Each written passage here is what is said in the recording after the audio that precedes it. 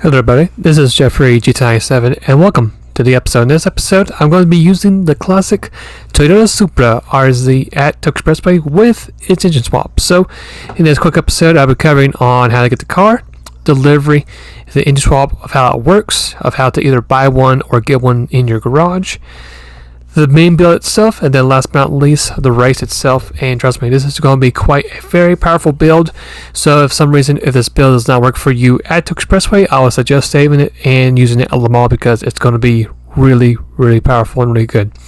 So let's go ahead and get started with the episode. Step 1, how to find the car. It's going to be at the used car dealership. There's a price and there's the rest of the stats of the car. I would highly suggest go ahead and get that car right now since it is at limited stock. You probably have less than a day to get this car, so I really recommend getting this car before it sells out. Stage 2, we're going to go ahead and add for 50,000 credits. Going to be the wide body for this car. Very simple, easy modification to this car. And after we get done with this modification, we are going to go ahead and get ourselves a swap. So here's a swap. It's going to be the AMG Hyra swap. It's going to cost you a pretty penny though.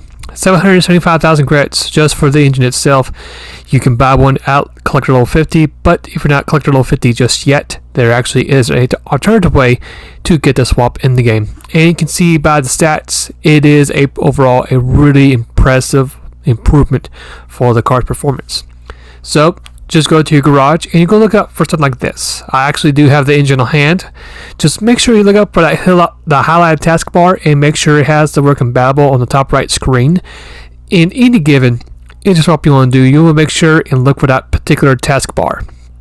But since we're doing it for the Subaru, we do in fact have the AMG Hyra on hand. We actually got 2 engine swaps that we can do for this car.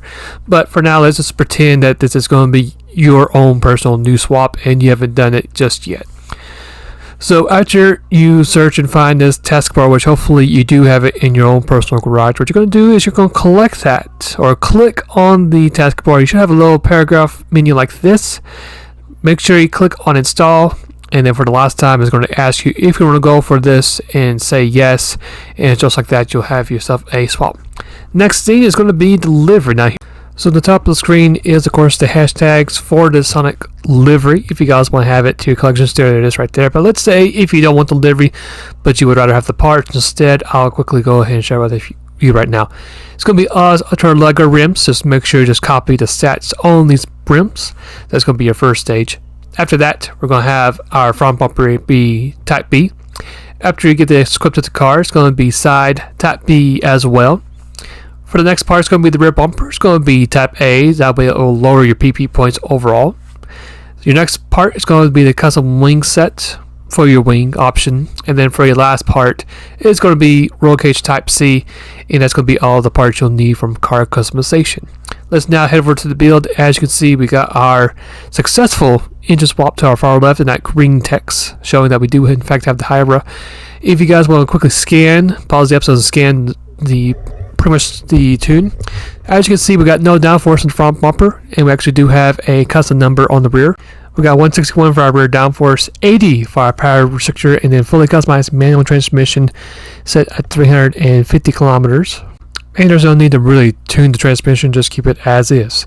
For the other part of the list, as you can see, there's a lot of normal stuff. Now you can see the turbocharger is in fact set to high RPM charger. That's the only part I have for this particular car for the second part of the list, so it's very simple. Just make sure you get that really good high RPM turbocharger, and that's going to be it for the build for the car.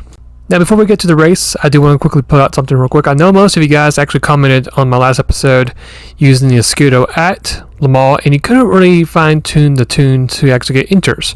So here's a tune what it looks like on hard racing tires, and for the same power restrictor on intermediates, it actually gains more PP points. So this is actually quite a big bug exploit here for the intermediate tires. Surprisingly, there's a couple other cars that actually has the same bug.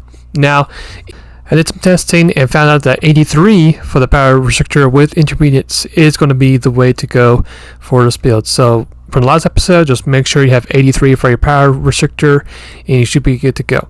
which is quite interesting how they have it. Now, if you have an 84, you can see it spikes up the PP points. So if you guys saw that the 83 has 694, and if you're curious if 84, if it does improve it, it actually does exploit it back over 700 points. So just make sure you have power restrictor to 83, and you should be fine for that too. Alright, so here we are in our race for the Supra, and let me say, this car is very quick, has really good acceleration. It might take a little while for it to really get going, but once it does, it's just like a missile on the straights. I mean, this car is going to be the best car on the straights by a long shot.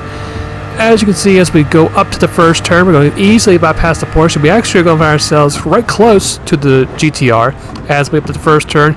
And even though we have no downforce on the front bumper of that car, surprisingly, the handling isn't too bad for this car. As we get through the first couple corners, now in the first lap, it's all about survival, even though you want to try to push yourself to the front. But survival is key. That way, if you don't want to ruin your chances of accidentally hitting somebody and losing that nice clean race bonus, which we all would like to have. So we have to make our moves very carefully and very methodically. So thankfully for us, we're going to go ahead and make a move on the GTR. Went a little bit wide, but thankfully we were able to call it before hitting the wall. Got ourselves in the top 5. We're going to now focus on the old gen WRX Subaru, which is a really good car to use in this track as well, especially if you have the swap variant. Got a little bit tight, hit the wall, but no problem. We actually came right back at it. Got us a little bit loose, but thankfully we're going to be side by side in this corner. And what we're going to do is we're going to actually let it go. We're going to let it bypass us. We're going to get focused in the next corner. We're going to let left off a little bit, let it bypass us, get a strong run out of the corner, and you can see we're going to be easily bypassing the Subaru. We're going to get cleared as we have full control into the next corner. Now, the top 2 drivers from us, the RX-7 and the old gen Supra, are going to go toe to toe. The old gen Supra is going to be so close to us as we were inches away from getting a good hit from the old gen Supra. But we're going to get ourselves a good run on our counterpart, get ourselves P3, and you can just see the strength of the engine swap coming into play for this car. We're going to get ourselves the slipstream from the RX-7 rear mirror, and as we're about to start lap 2, we're going to easily bypass the RX-7 and get ourselves into P2. Literally a lap later, we're going to do the same thing we did with the Honda NSX. Grab the lead as we start lap 3, and from that point on, didn't look back and just basically hammered head through the rest of the race. Fast forward to lap number 6 is going to be our official hot lap for the race, so I really encourage you guys to watch this clip. And as you guys can see by the lap times, we actually did hit the mid to high 207. So yeah, this car's got some really good pace. So I'll let you guys watch this clip, and then I'll see you guys when we get our pit stop.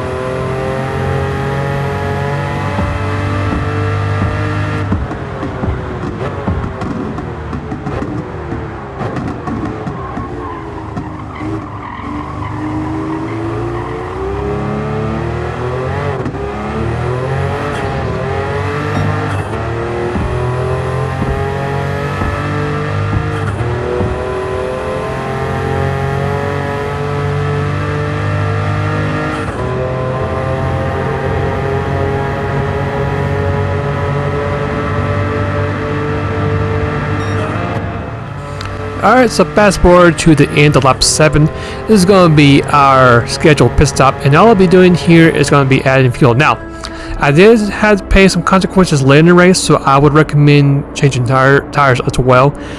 The tires will hold up, but as the race progresses, you'll be able to find out that the car is going, when it loses its grip, it actually does feel a bit loose. So I would recommend changing tires with your fuel in the same pit stop, and you should be good to go.